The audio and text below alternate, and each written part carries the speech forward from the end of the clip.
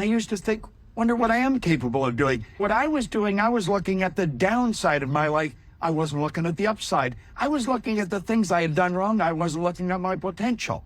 Okay, let me just stop that for a second.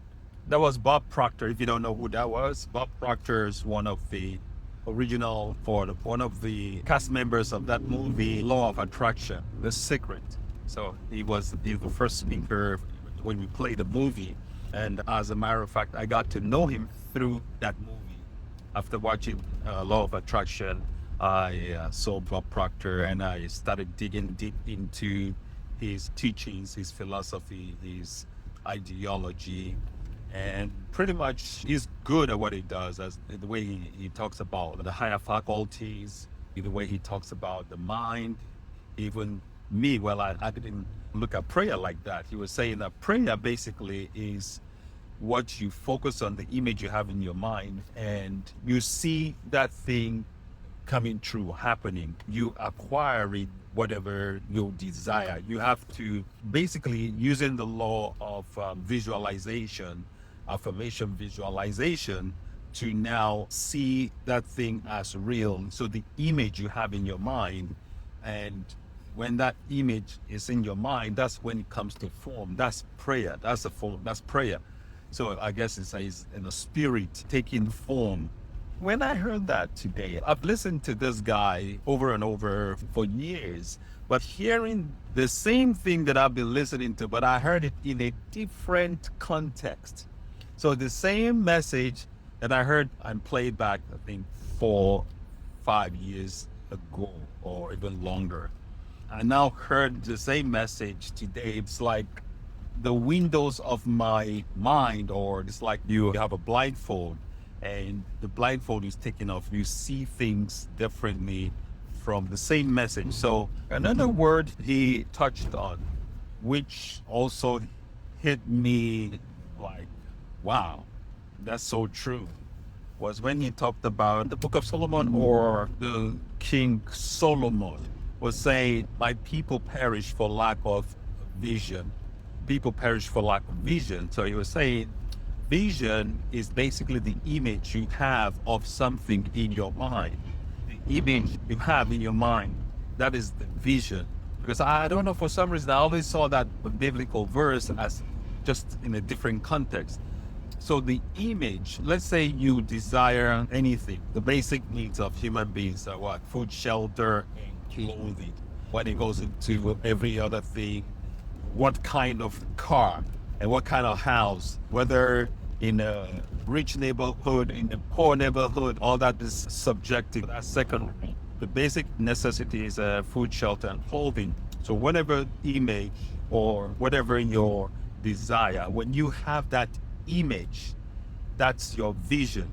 And the vision is what you will manifest, basically.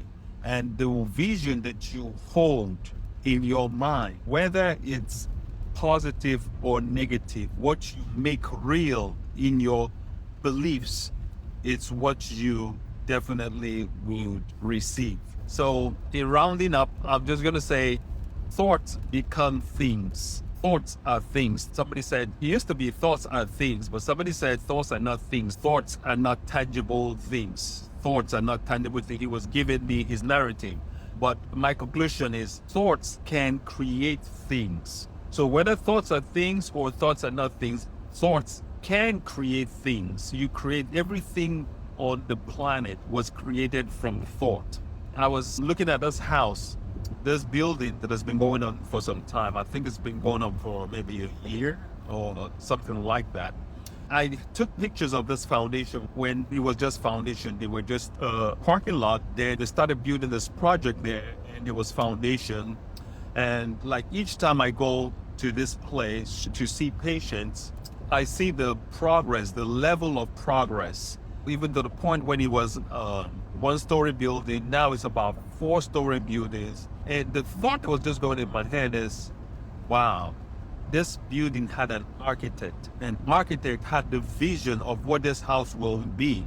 He put this vision down on paper. Now the vision, the plan is what the bricklayers, the construction people put down and lay this construction, these tools one by one, step by step, based on the vision that is on paper. As a matter of fact, you know how they had a blown up picture of this house, of this construction, of this office suites. They had a completed picture in front of the fence, and they're saying coming soon, coming 2025. So they have a date, they have the image, they have the specifics about where they're going. That's exactly what manifestation is. That's exactly how visualization is. There's no difference. There's no difference in visualization. There's no difference in manifestation.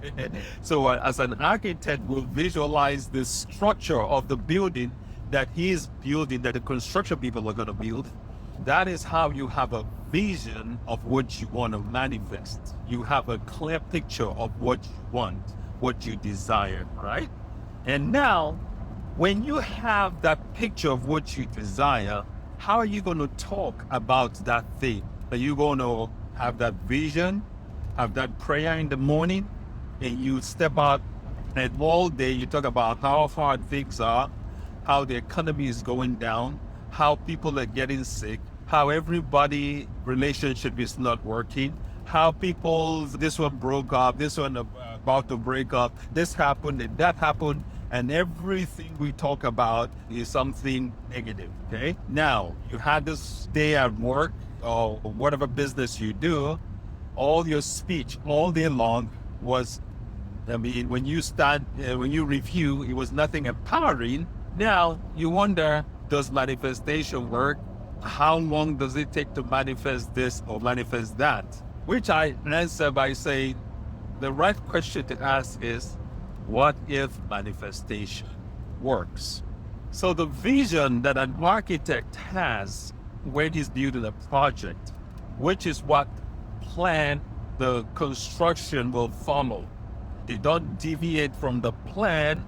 By the set date of completion, the project will manifest physically. But while the project is going on, you're seeing changes, you're seeing the effect. I saw a coworker today, and I was like, wow, you look like you're losing weight. You look slimmer. You look like you've lost weight. And then she goes, oh yes, I've changed the way I eat.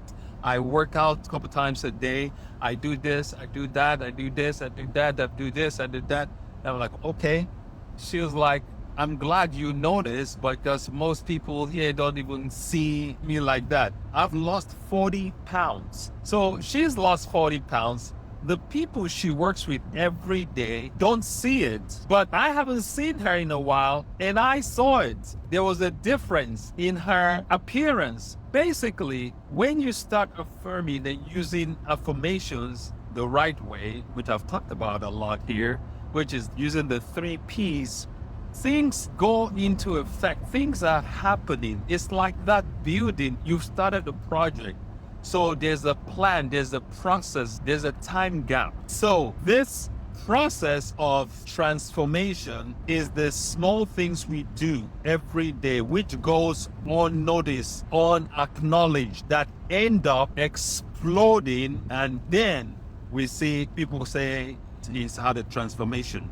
So transformation is not something that happens like that. It's a small process, gradual, daily.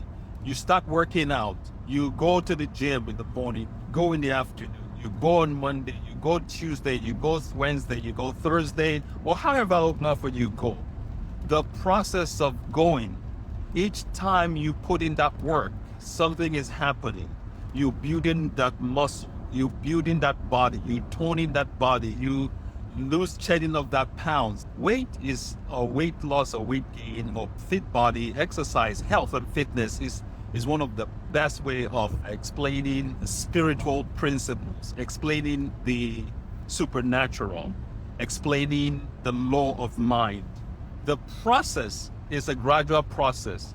You keep affirming, you say the words in the positive tense, present tense, and personal, because the vision was seen in the mind of him, the builder, the personal. It's always in the mind of the visionary, which is you. You are the visionary. It's your vision. It's what you want to manifest. You are the one that will see that picture. You are the one that will sell that dream. You are the one that will sell that vision. That's when it comes into sales. Now you have a vision and you sell it to your team. So you get the vision. You have that inspiration. You have that idea. You have that image. You see that image that you want. The image that you want, your vision. You talk about it morning, noon, night. You fantasize about it. You are obsessed by your vision. If it's to lose weight, if it's to get more money, if it's to have a great relationship, whatever you do, right? That vision, that desire, what you want, you hold it. You are clear about it. You talk about it. You speak about it. You write about it. You think about it day and night. There's no way that thing will not come to pass. Now you begin to understand how the process of being a successful person, of being a wealthy person, of being a successful business, of being a successful blogger, influencer, of being a successful sports athlete, an athlete, that process, that vision, the same principle works. I've talked to athletes and I talked to a football player, someone that has won NFL, has a couple NFL rings. He's a right cornerback for the Oakland Raiders back in his days when he was playing. So he said, before the play, I visualize that the quarterback is going to put the ball here. And this is the man that I'm tackling. If he goes to the right, this is how I'm going to go. If he goes to the left, this is what I'm going to do. I'm going to go faster. I'm going to go on the count. He was just telling me the process that goes through in his visualization. So he visualizes the play. He reads what's going on in his mental faculty. He's visualized it. So when it comes to game day and the quarterback does a certain way, he's already there. He's intercepting plays. He's just phenomenal. He said, that is how great players become great. Skill is important. Hard work is important. The visualization is also important.